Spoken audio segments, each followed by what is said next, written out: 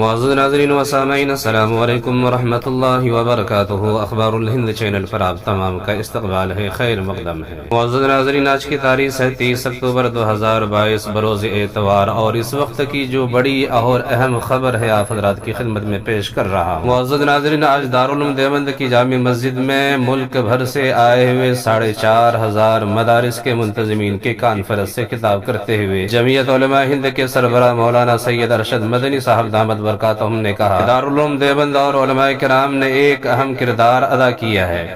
ملک کی آزادی اور مدارس کے قیام کا مقصد ملک کی آزادی تھا۔ انہوں نے کہا کہ مدارس کے لوگوں نے ہی ملک کو آزاد کرایا جو اپنے ملک سے بے پناہ محبت کرتے تھے، لیکن افسوس کہ آج مدارس پر ہی سوالیہ نشان لگائے جا رہے ہیں اور مدارس والوں کو دہشت گردی سے جوڑنے کی مذموم کوشش کی جا رہی ہے۔ انہوں نے مزید کہا کہ ہر مذہب کے لوگ اپنے مذہب کے لیے کام کرتے ہیں، پھر ہم اپنے مذہب کی حفاظت کیوں نہ کریں۔ انہوں نے دو ٹوک الفاظ میں کہا کہ مسلمان دینی مدارس کا بوجھ اٹھا رہے ہیں اور اسے اٹھاتے رہیں گے، اس لیے ہم حکومتی مدد پر تھوکتے ہیں اور ہمالیہ سے بھی مضبوط کھڑے رہیں گے۔ حضرت مولانا سید ارشد مدنی صاحب دامت برکاتہم نے برسر اقتدار حکومت پر طنز کرتے ہوئے کہا کہ آج دارالعلوم دیوبند کی تعمیراتی کاموں پر پابندیاں لگائی جا رہی ہیں، جبکہ اس سے پہلے کسی کو تعمیر کی ایک اینٹ بھی رکھنے کی اجازت نہیں لینی پڑتی تھی، کیونکہ کانگریسی بڑوں کو معلوم تھا کہ ملک کی آزادی میں دارالعلوم نے کیا کردار ادا کیا ہے۔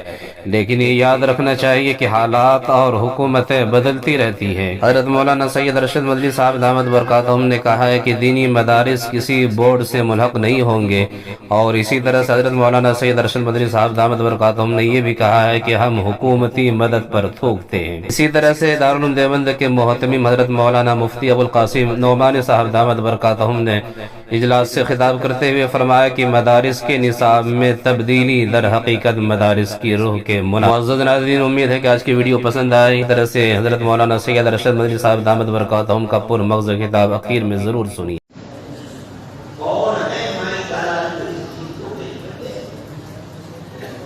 لوگوں نے سر ڈال دیے اور 70 سال کے اندر کتنی دولت حرام و حلال کمائی ہے، کوئی حد نہیں۔ ایک آدمی 50 ہزار کروڑ روپیہ ملک کا لے کر دنیا کے دوسرے لوگوں پہ پڑا ہوا ہے۔ کسی مسلمان کا نام تو لے لینا۔ ہم نے ملک کے ساتھ وفاداری کا عہد کیا ہے اپنے مذہب کی وجہ۔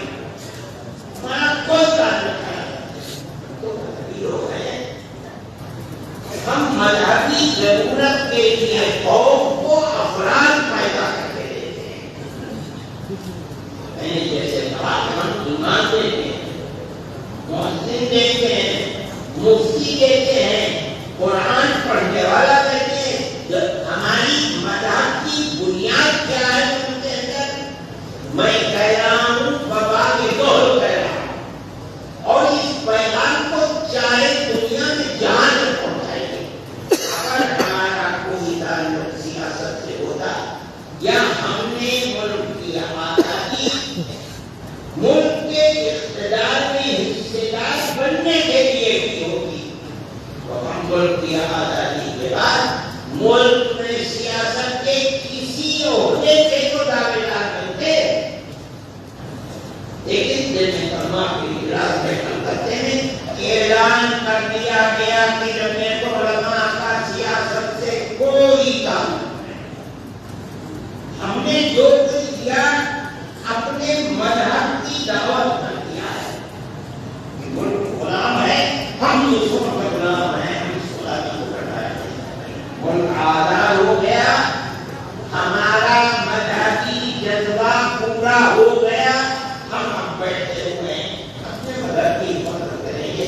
ہم نے مدارس اسلامیہ سے جو سیکھا ہے، پڑھا ہے، لیا ہے، اپنے اساتذہ کی تربیت سے جو کچھ اپنے دل و دماغ اور رگ و ریشے میں اتارا ہے، وہ صرف مذہب اول اور آخر پیدا ہونے سے لے کر قبر میں جانے تک پہنچے۔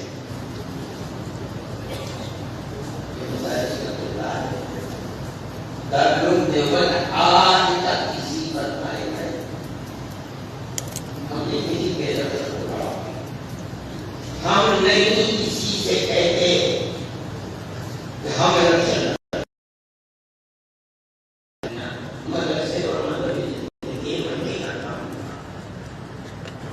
اس لیے